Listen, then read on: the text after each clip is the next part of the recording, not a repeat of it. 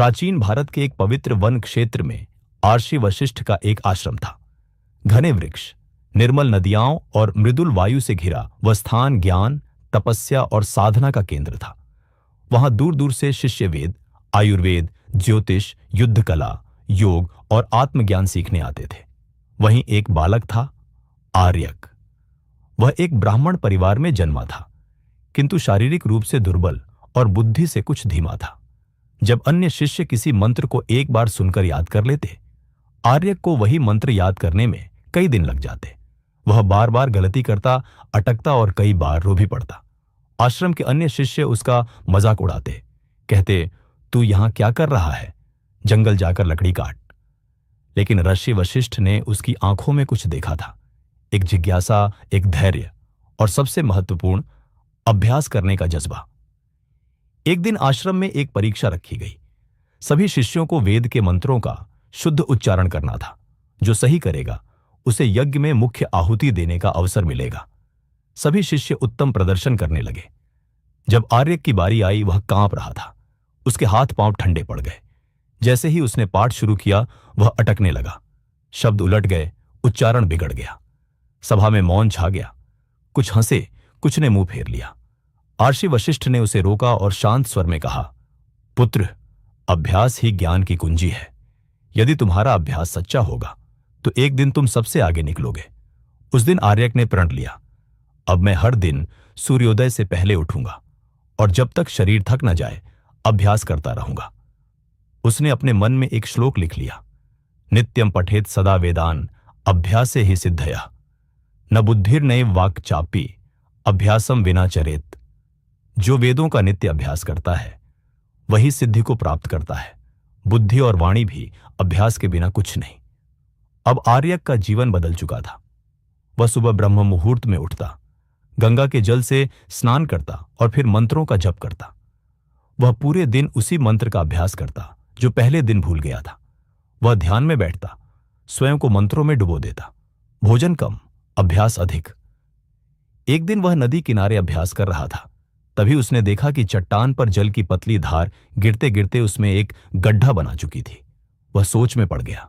तभी पास की एक वृद्धा बोली, बेटा, इस जल की धार में भी शक्ति है, क्योंकि यह लगातार गिरती रहती है। इसी को अभ्यास कहते हैं। अभ्यास से ही पत्थर भी कटता है। फिर तू तो मनुष्य है। उस दिन आर्यक को जीवन का सबसे बड़ा मंत्र मिला, निरंतरता ही शक्ति है। अब वह और भी दृढ़ता से अभ्यास करने लगा। धीरे धीरे उसकी वाणी स्पष्ट होने लगी, स्मरण शक्ति तेज होने लगी और मन स्थिर हो गया। उसकी आंखों में अब आत्मविश्वास था। एक वर्ष पश्चात आर्षि वशिष्ठ ने पुनः परीक्षा की घोषणा की। अब की बार परीक्षा कठिन थी। 3 वेदों के मुख्य सूक्तों का पाठ बिना त्रुटि और भावार्थ के साथ। परीक्षा का दिन आया। एक एक शिष्य अपने ज्ञान का प्रदर्शन करने लगा। जब आर्यक की बारी आई, सभा में सन्नाटा छा गया। सभी की नजरें उसी पर थीं। आर्यक ने गंगा जल से आचमन किया, आंखें बंद की और मंत्रोच्चार आरंभ किया। अग्निमीले पुरोहितम, उसका स्वर गूंज उठा। उच्चारण शुद्ध, स्वर लयबद्ध, वाणी में तेज था, जैसे कोई अनुभवी अर्षि बोल रहा हो। उसने न केवल मंत्रों का पाठ किया, बल्कि उनका अर्थ भी स्पष्ट रूप से बताया। आर्षि वशिष्ठ की आंखों में चमक आ गई। उन्होंने कहा, आर्यक, तू अब बालक नहीं, अभ्यास से जन्मा आर्षि है। तूने सिद्ध कर दिया कि अभ्यास से बुद्धि तीव्र होती है, आत्मा जागृत होती है और जीवन सार्थक होता है। अब आर्यक को सभी सम्मान से देखने लगे। उसने अपना समय नए शिष्यों को सिखाने में लगाना शुरू किया। जो बालक कठिनाई से पढ़ते थे, उनके लिए उसने विशेष अभ्यास पद्धतियां बनाई। उसने आश्रम के पास ही एक नया गुरुकुल स्थापित किया, जिसमें यह नियम था, यहां कोई तेजस्वी नहीं, केवल अभ्यासशील सफल होगा। एक दिन राजा जनक ने आर्यक को बुलाया और पूछा, गुरुदेव, राज्य में ऐसी नीति कैसे बनाएं जिससे प्रत्येक जन अभ्यासशील बन सके? आर्यक ने उत्तर दिया, राजन, राज्य वही उत्तम होता है जहां बच्चों को जीवन के आरंभ में ही अभ्यास की महिमा सिखाई जाती है। अभ्यास से ही चरित्र बनता है और चरित्र से राष्ट्र। वर्षों बीत गए। आर्यक वृद्ध हो चुके थे। एक बार एक युवक ने उनसे पूछा, गुरुदेव, क्या अभ्यास से आत्मा भी ब्रह्म को जान सकती है? आर्यक मुस्कुराए और बोले, पुत्र, आत्मा ब्रह्म का ही अंश है। अभ्यास ही वह सेतु है जो आत्मा को ब्रह्म से जोड़ता है। अभ्यास से मन शांत होता है और शांत मन में ही ब्रह्म का प्रकाश उतरता है। उन्होंने अंतिम उपदेश में कहा, तप, जप, यज्ञ, ध्यान ये सब साधन है, परंतु अभ्यास वह दीपक है जो आत्मा को मार्ग दिखाता है।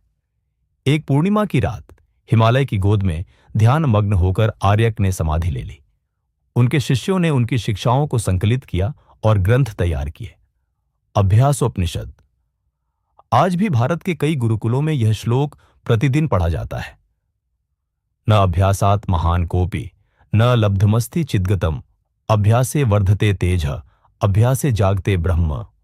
दोस्तों, आर्य की कहानी हमें यही सिखाती है कि जन्म से कोई महान नहीं होता, बल्कि अभ्यास से हर कोई महान बन सकता है।